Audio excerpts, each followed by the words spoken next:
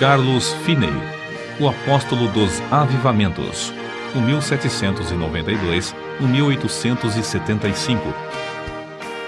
Perto da aldeia de New York Mills, no século XIX, havia uma fábrica de tecidos movida pela força das águas do rio Oriskany. Certa manhã, os operários se achavam comovidos, conversando sobre o poderoso culto da noite anterior, ocorrido no prédio da escola pública. Não muito depois de começar o ruído das máquinas, o pregador, um rapaz alto e atlético, entrou na fábrica. O poder do Espírito Santo ainda permanecia sobre ele. Os operários, ao vê-lo, sentiram a culpa de seus pecados a ponto de terem de se esforçar para poderem continuar a trabalhar. Ao passar perto de duas moças que trabalhavam juntas, uma delas, no ato de emendar um fio, foi tomada de tão forte convicção que caiu em terra chorando. Segundos depois, quase todos em volta tinham lágrimas nos olhos, e em poucos minutos o avivamento encheu todas as dependências da fábrica. O diretor, vendo que os operários não podiam trabalhar, achou que seria melhor que cuidassem da salvação da alma e mandou que parassem as máquinas. A comporta das águas foi fechada e os operários se ajuntaram em um salão do edifício. O Espírito Santo operou com grande poder e dentro de poucos dias quase todos se converteram. Disse acerca desse pregador, Carlos Finney, que depois de ter ministrado a palavra em Gouverneur, no estado de New York, não houve baile nem representação de teatro na cidade durante 6 anos. Calcula-se que durante os anos de 1857 e 1858, mais de 100 mil pessoas foram ganhas para Cristo pela obra direta e indireta de Finney. A sua autobiografia é o mais maravilhoso relato de manifestação do Espírito Santo, excetuando o livro de Atos dos Apóstolos. Abaixo das Sagradas Escrituras, alguns consideram o livro Teologia Sistemática, de sua autoria, a maior obra sobre teologia que existe. Como explicar o seu êxito tão destacado nos anais dos servos da Igreja de Cristo? Sem dúvida, era, antes de tudo, o resultado da sua profunda conversão. Nasceu de uma família descrente e se criou em um lugar onde os membros da igreja conheciam apenas a formalidade fria dos cultos. Finney era advogado. Ao encontrar nos seus livros de jurisprudência muitas citações da Bíblia, comprou um exemplar com a intenção de conhecer as Escrituras. O resultado foi que, após a leitura, achou mais e mais interesse nos cultos dos crentes. Acerca da sua conversão, ele relata na sua autobiografia o seguinte: ao ler a Bíblia, ao assistir às reuniões de oração e ouvir os sermões de Sr. Gale, percebi que não me achava pronto a entrar nos céus. Fiquei impressionado especialmente com o fato de as orações dos crentes, semana após semana, não serem respondidas. Li na Bíblia: pedi e dar-se-vos-á, buscai e encontrareis, batei e abrir-se-vos-á. Li também que Deus é mais pronto a dar o Espírito Santo aos que lhe o pedirem do que os pais terrestres a darem boas coisas aos filhos. Ouvi os crentes pedirem um derramamento do Espírito Santo se confessarem, depois que não receberam. Exortavam uns aos outros a se despertarem para pedir em oração um derramamento do Espírito de Deus e afirmavam que assim haveria um avivamento com a conversão de pecadores. Mas, ao ler mais a Bíblia, vi que as orações dos crentes não eram respondidas porque não tinham fé, isto é, não esperavam que Deus lhes daria o que pediam. Entretanto, com isso, senti um alívio acerca da veracidade do Evangelho e fiquei convicto de que a Bíblia, apesar de tudo, é a verdadeira Palavra de Deus. Foi num domingo de 1821 que assentei no coração resolver o problema sobre a salvação da minha alma e ter paz com Deus. Apesar das minhas grandes preocupações como advogado, resolvi seguir rigorosamente a determinação de ser salvo. Pela providência de Deus, não me achei muito ocupado nem segunda nem terça-feira, e consegui passar a maior parte do tempo lendo a Bíblia e orando. Mas ao encarar a situação resolutamente, achei-me sem coragem para orar, sem tapar o buraco da fechadura. Antes, deixava a Bíblia aberta na mesa com os outros livros, e não me envergonhava de lê-la diante do próximo. Mas então, se entrasse alguém, eu colocaria um livro aberto sobre a Bíblia para escondê-la. Durante a segunda e a terça-feira, a minha convicção aumentou, mas parecia que o coração se havia endurecido. Eu não podia chorar nem orar. Terça-feira, à noite, senti-me muito nervoso e parecia-me estar perto da morte. Reconhecia que, se eu morresse, por certo iria para o inferno. De manhã cedo, fui para o gabinete. Parecia que uma voz me perguntava: por que esperas? Não prometeste dar o coração a Deus? O que experimentas fazer? Alcançar a justificação pelas obras? Foi então que vi claramente, como qualquer vez depois, a realidade e a plenitude da propiciação de Cristo. Vi que sua obra era completa, e em vez de eu necessitar de uma justiça própria para Deus me aceitar, tinha de sujeitar-me à justiça de Deus por intermédio de Cristo. Sem o saber, fiquei imóvel. Não sei por quanto tempo, no meio da rua, no lugar onde a voz de dentro se dirigiu a mim. Então, me veio a pergunta: aceitá-lo-ás agora? Hoje? Repliquei: aceitá-lo-ei hoje, ou me esforçarei para isso até morrer. Em vez de ir ao gabinete, voltei para entrar na floresta, onde podia derramar a alma sem alguém me ver nem me ouvir. Porém, o meu orgulho continuava a se manifestar. Passei por cima de um alto e andei furtivamente atrás de uma cerca, para que ninguém me visse e pensasse que ia orar. Penetrei dentro da mata cerca de meio quilômetro, onde achei um lugar mais escondido entre algumas árvores caídas. Ao entrar, disse a mim mesmo: entregarei o coração a Deus, ou então não sairei daqui. Mas, ao tentar orar, o coração não queria. Pensara que, uma vez sozinho, onde ninguém pudesse ouvir-me, podia orar livremente. Porém, ao experimentar fazê-lo, achei-me sem coisa alguma a dizer a Deus. Toda vez que tentava orar, parecia-me ouvir alguém chegando. Por fim, achei-me quase em desespero. O coração estava morto para com Deus e não queria orar. Então, reprovei-me a mim mesmo por ter me comprometido a entregar o coração a Deus antes de sair da mata. Comecei a pensar que Deus já me tivesse abandonado. Achei-me tomado de uma fraqueza demasiadamente grande para ficar de joelhos. Foi justamente nessa altura que pensei novamente que eu via alguém se aproximando e abri os olhos para ver. Logo foi-me revelado que o orgulho do meu coração era a barreira entre mim e a minha salvação. Fui vencido pela convicção do grande pecado de eu envergonhar-me se alguém me encontrasse de joelhos perante Deus, e bradei em alta voz que não abandonaria o lugar, nem que todos os homens da terra e todos os demônios do inferno me cercassem.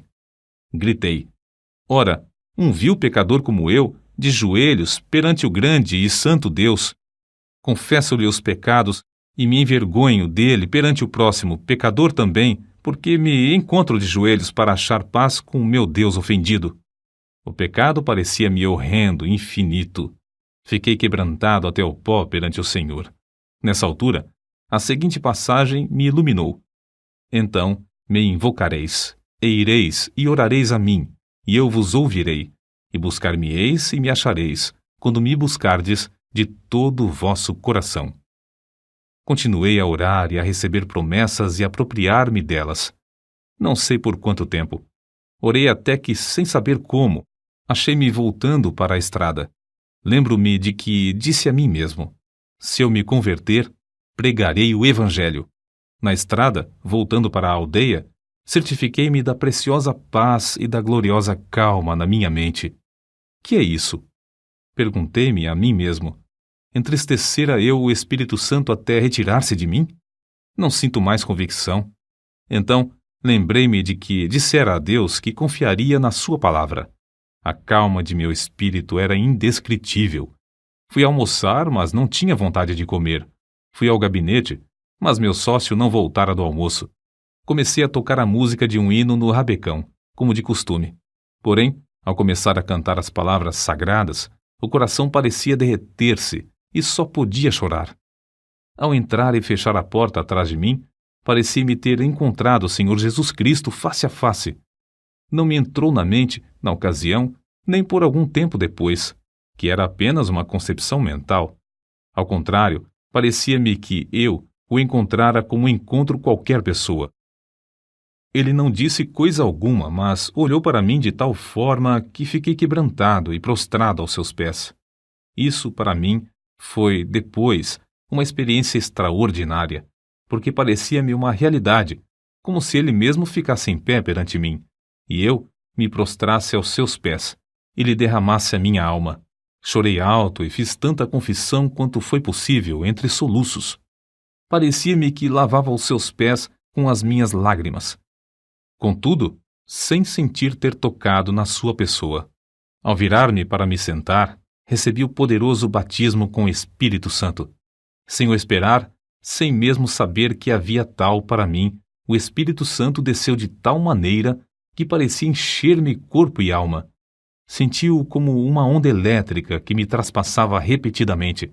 De fato, parecia-me como ondas de amor liquefeito, porque não sei outra maneira de descrever isso. Parecia o próprio fôlego de Deus. Não existem palavras para descrever o maravilhoso amor derramado no meu coração. Chorei de tanto gozo e amor que senti. Acho melhor dizer que exprimi, chorando em alta voz, as inundações indizíveis do meu coração. As ondas passaram sobre mim, uma após outra, até eu clamar: morrerei se estas ondas continuarem a passar sobre mim. Senhor, não suporto mais. Contudo, não receava a morte. Não sei por quanto tempo este batismo continuou a passar sobre mim e por todo o meu ser, mas sei que era já noite quando o dirigente do coro veio ao gabinete para me visitar. Encontrou-me nesse estado de choro, aos gritos, e perguntou: Sr. Finney, que tem?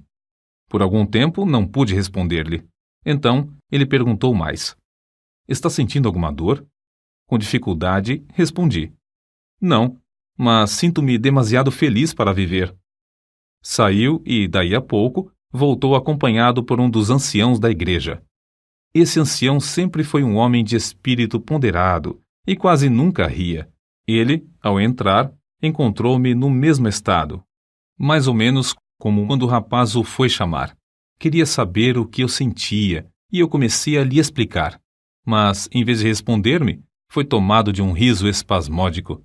Parecia impossível evitar o riso que procedia do fundo do seu coração. Nessa altura, entrou certo rapaz que começara a frequentar os cultos da igreja. Presenciou tudo por alguns momentos, até cair ao chão em grande angústia de alma, clamando: Orem por mim! O ancião da igreja e o outro crente oraram, e depois Finney também orou. Logo após todos se retirarem, deixando Finney sozinho.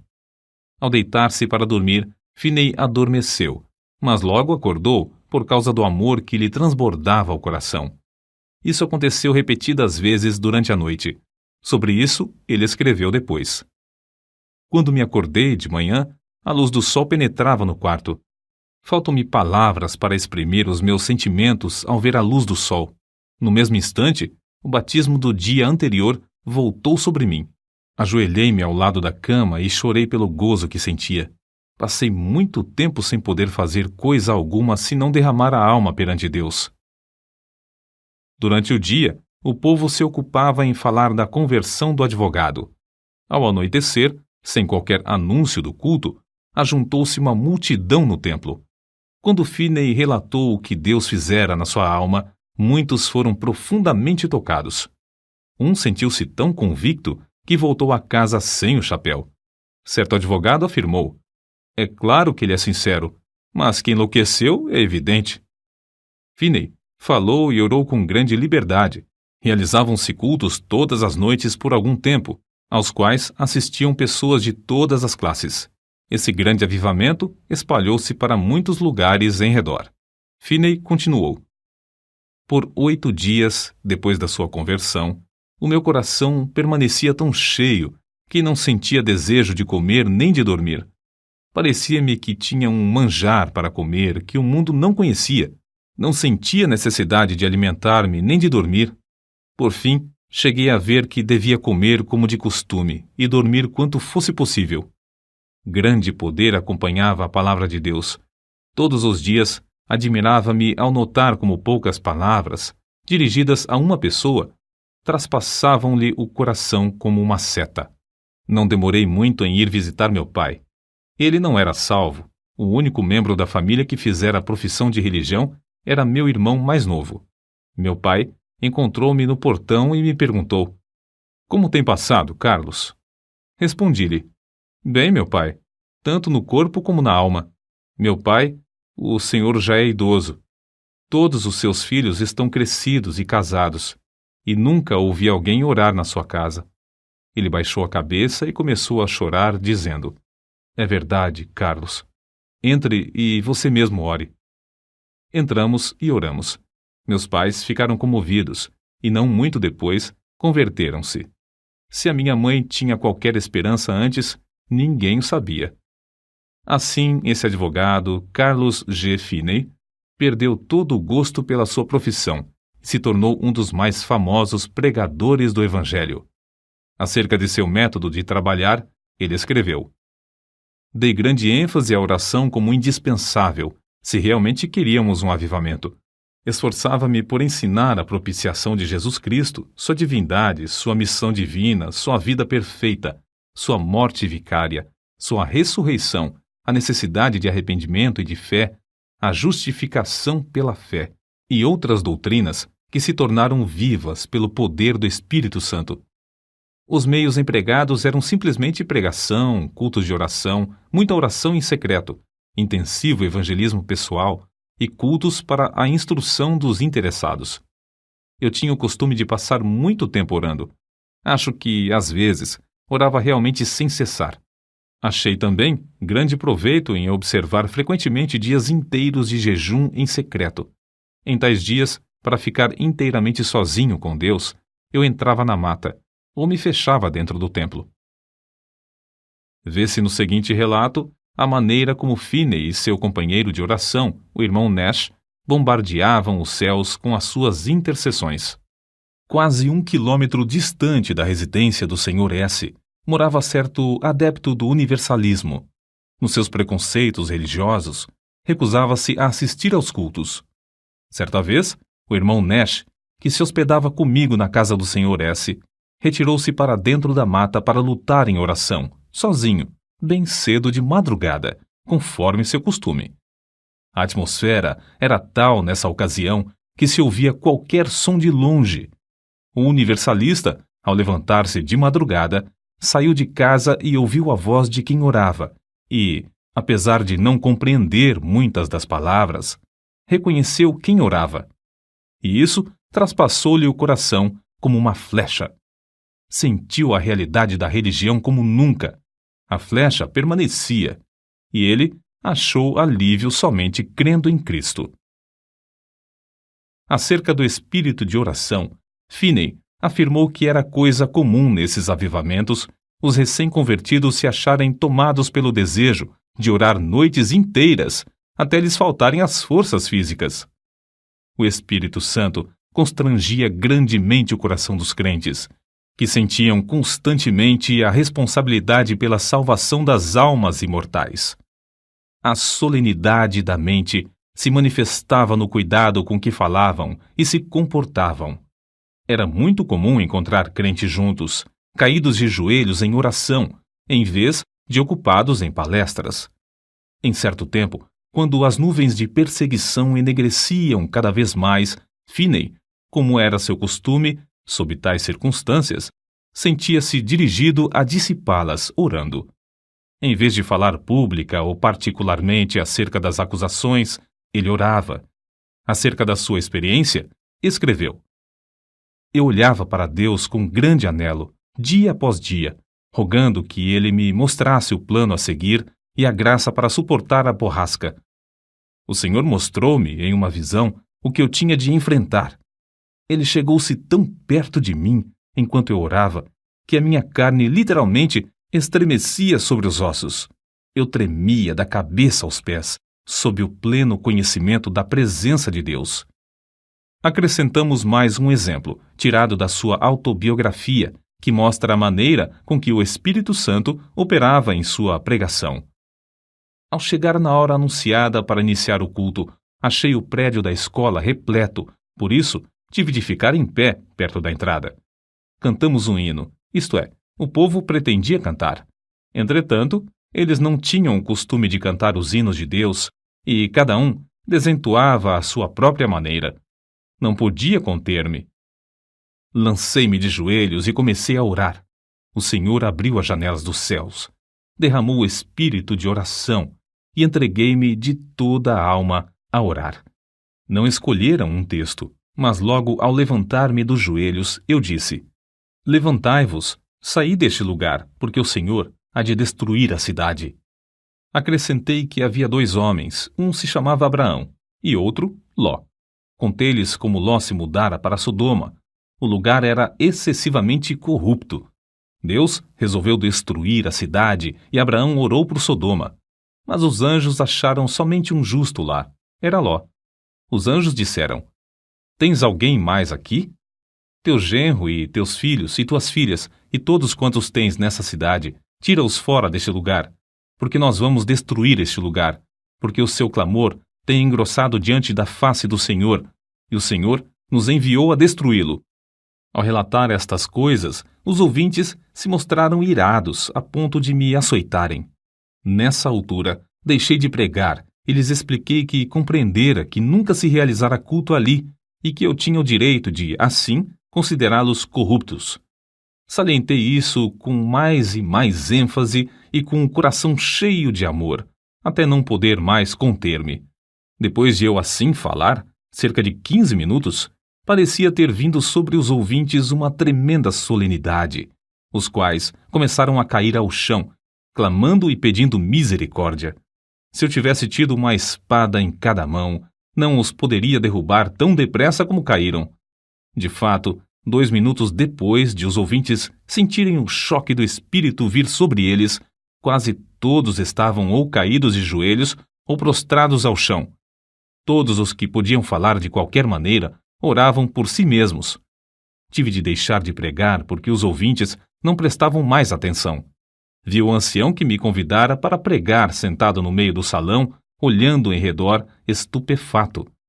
Gritei bem alto para ele ouvir, apesar da balbúrdia, pedindo-lhe que orasse. Caiu de joelhos e começou a orar em voz retumbante, mas o povo não prestou atenção. Gritei: Vós não estáis ainda no inferno, quero dirigir-vos a Cristo. O coração transbordava de gozo ao presenciar tal cena. Quando pude dominar os meus sentimentos, virei-me para um rapaz que estava perto de mim. Consegui atrair a sua atenção e preguei a Cristo, em voz bem alta, ao seu ouvido. Logo, ao olhar para a cruz de Cristo, ele acalmou-se por um pouco e então rompeu em oração pelos outros.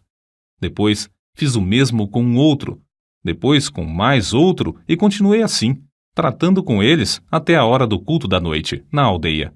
Deixei o ancião que me convidara a pregar para continuar a obra com os que oravam. Ao voltar, havia tantos clamando a Deus que não pudemos encerrar a reunião, que continuou o resto da noite. Ao amanhecer o dia, alguns ainda permaneciam com a alma ferida. Não se podiam levantar e, para dar lugar às aulas, foi necessário levá-los a uma residência não muito distante. De tarde mandaram chamar-me porque ainda não findara o culto. Só nesta ocasião, cheguei a saber a razão de o auditório agastar-se da mensagem. Aquele lugar cognominava-se Sodoma, e havia somente um homem piedoso lá, a quem o povo tratava de Ló. Era o ancião que me convidara a pregar. Depois de já velho, Finney escreveu acerca do que o Senhor fez em Sodoma. Embora esse avivamento caísse tão repentinamente sobre eles, era tão empolgante ver que as conversões eram profundas e a obra permanente e genuína. Nunca ouvi falar em qualquer repercussão desfavorável. Não foi só na América do Norte que Finney viu o Espírito Santo cair e abater os ouvintes em terra. Na Inglaterra, durante os 9 meses de evangelização que Finney promoveu lá, multidões também se prostraram enquanto ele pregava.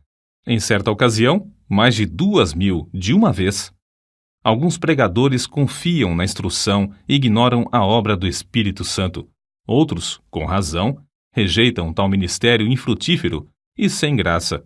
Oram a Deus para que o Espírito Santo tome a direção e alegram-se no grande progresso da obra de Deus.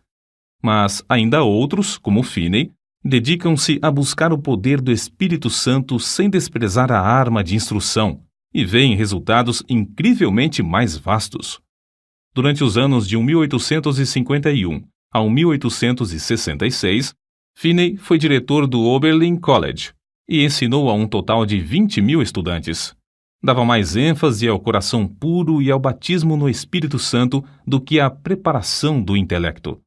O resultado foi que, de Oberlin, saiu uma corrente contínua de alunos cheios do Espírito Santo. Assim, após o término de uma campanha intensiva de evangelismo e no meio dos seus esforços no colégio, em 1857, Finney via cerca de 50.000, todas as semanas, converterem-se a Deus. By My Spirit, Jonathan Goforth, página 183.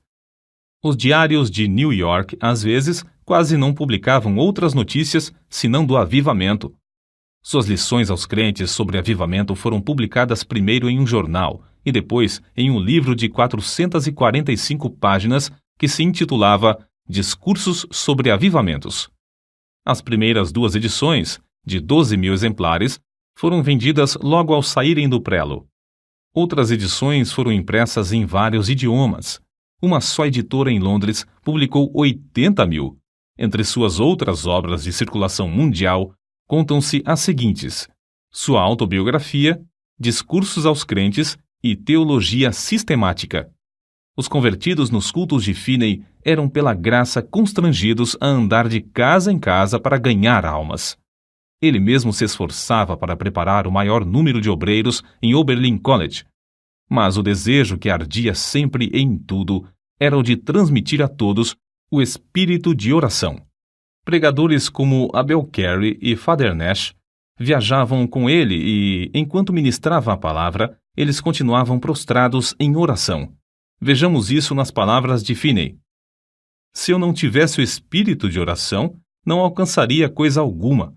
Se por um dia ou por uma hora eu perdesse o espírito de graça e de súplica, não poderia pregar com o poder e fruto, e nem ganhar almas pessoalmente. Para que alguém não julgue que a obra era superficial, citamos outro escritor. Descobriu-se, por pesquisa empolgante, que mais de 85 pessoas de cada 100 que se convertiam sob a pregação de Finney permaneciam fiéis a Deus, enquanto 75 pessoas de cada 100 das que professaram conversão nos cultos de algum dos maiores pregadores se desviavam. Parece que Finney tinha o poder de impressionar a consciência dos homens sobre a necessidade de um viver santo, de tal maneira que produzia fruto mais permanente. Deeper Experience of Famous Christians, página 243. Finney continuou a inspirar os estudantes de Oberlin College até a idade de 82 anos. Já no fim da vida, permanecia tão lúcido de mente como quando jovem, e sua vida nunca foi tão rica no fruto do Espírito e na beleza da sua santidade do que nos últimos anos. No domingo 16 de agosto de 1875, pregou seu último sermão, mas à noite não assistiu ao culto. Ao ouvir os crentes cantarem Jesus, Lover of My Soul, Let Me to Thy Bosom Fly, saiu até o portão da frente da casa e com estes que tanto amava, cantou na terra pela última vez. Acordou à meia-noite sofrendo dores lancinantes no coração. Sofrera assim muitas vezes durante a sua vida. Semeara as sementes de avivamento e as regara com lágrimas. Todas as vezes que recebia o fogo da mão de Deus, era com sofrimento. Finalmente, antes de amanhecer o dia, dormiu na terra para acordar na glória, nos céus. Faltavam-lhe apenas 13 dias para completar 83 anos de vida aqui na terra.